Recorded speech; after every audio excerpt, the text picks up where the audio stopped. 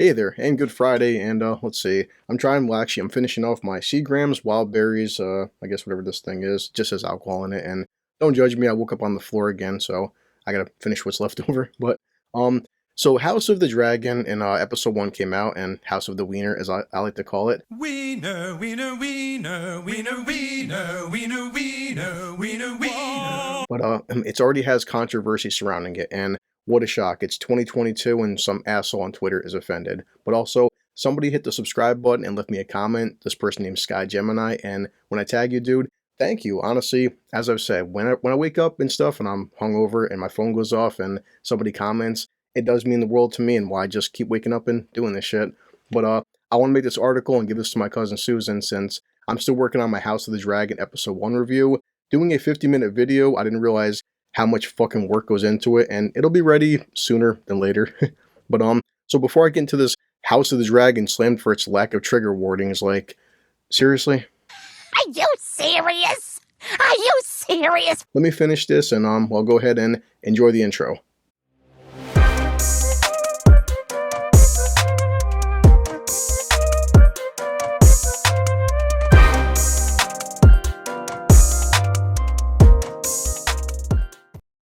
That is some good wildberry Seagrams. Okay, now what's going on?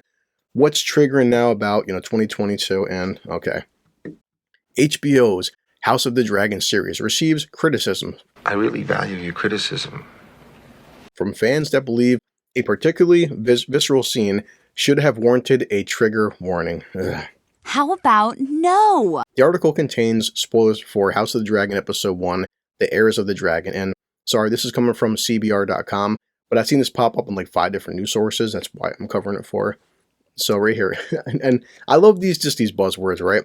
Audiences are criticizing House of the Dragon for not including a trigger warning regarding one particularly violent scene. Now, reportedly, episode 1 had like 10 million viewers. And okay, how many audience members? Like 4 or 5 on Twitter. I'm curious. But as reported by BBC Newsbeat, the scene wherein King Viserys, I'm pretty sure I got that right, she's going to kill me, he orders a cesarean section to be done on his wife, Aema Arryn, I probably fucked that up too, but was received poorly by many fans who deemed the scene to be highly triggering. The procedure results in both Aema and her newborn child losing their lives. Following the episode's premiere, many fans took to social media, of course, to express their frustration with the series, writing that they felt a trigger warning was necessary. I found the birth scene very distressing, having experienced an emergency C-section and hemorrhaging. We must be more mindful of how traumatic birth can be. It's not entertainment.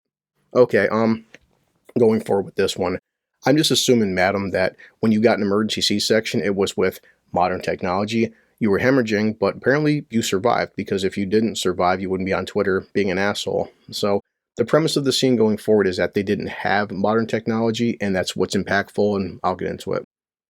House of the Dragon. Should graphic birth scenes have a trigger warning? No, they shouldn't. And they don't need it. They won't even miss it. The brutal moment was widely considered by audiences to be the standalone scene of the first episode. At least not for me, it wasn't, but okay. It was Matt Smith, let's be honest. Most notably for its shocking visuals and harrowing performances. At the time of this writing, HBO has yet to address the criticism regarding the lack of a formal trigger warning. It remains unknown whether future episodes will sport a message highlighting potentially distressing scenes. Now this came from George Martin, and I'll break down my view. Is House of the Dragon going too far? It isn't. While audiences may not have been impressed by the cesarean section, creator George R.R. Martin, who penned Fire and Blood, the novel, which inspired House of the Dragon, stated, that he felt the moment was necessarily shocking, and it was.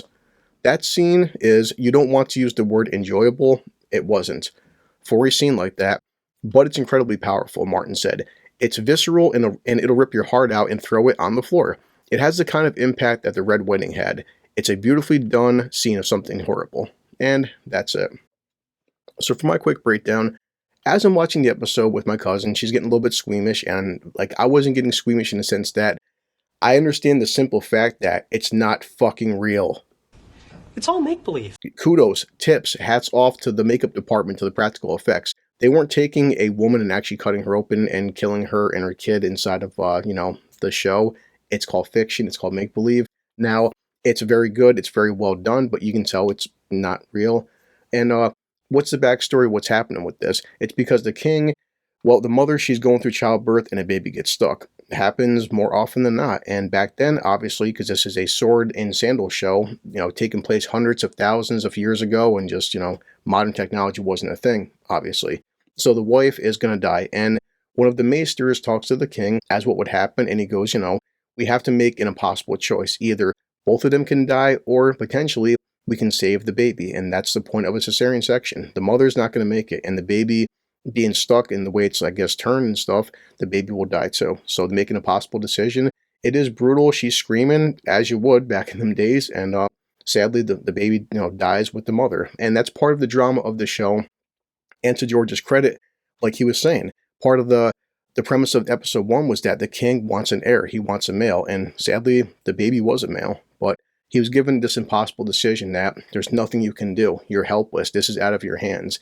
The maesters, the nurses and stuff, they're trying their best to save both people, but sometimes tragedy happens. Showing it, yeah, it was good to show it. It's good to show what people go through, what the impact. Like, and George would say, the Red Wedding. This is coming from a show where, talking recently to my brother-in-law about Game of Thrones, he was like, damn, we had a scene where they were taking a little girl and burning her at the stake. Pretty brutal. This comes from the Red Wedding, where they were stabbing pregnant women and killing them and stuff. It's Game of Thrones. It's violent, it's gory, and best of all, if you don't like it, if you can't handle the violence and gore, don't fucking watch it. You have people getting their dicks cut off. You have, freaking people like Theon there, like Reek, his hand is getting flayed and stuff in his fingers, and it's offensive, it's over the top, it's gross, and it's realistic. I mean, people, I guess, because you're on Twitter all day and stuff, and you've never left your 9-to-5 job in your little studio apartment and shit, all across the world, best believe, I do this on my podcast, spend 5 minutes on Twitter or checking out a New York Times article.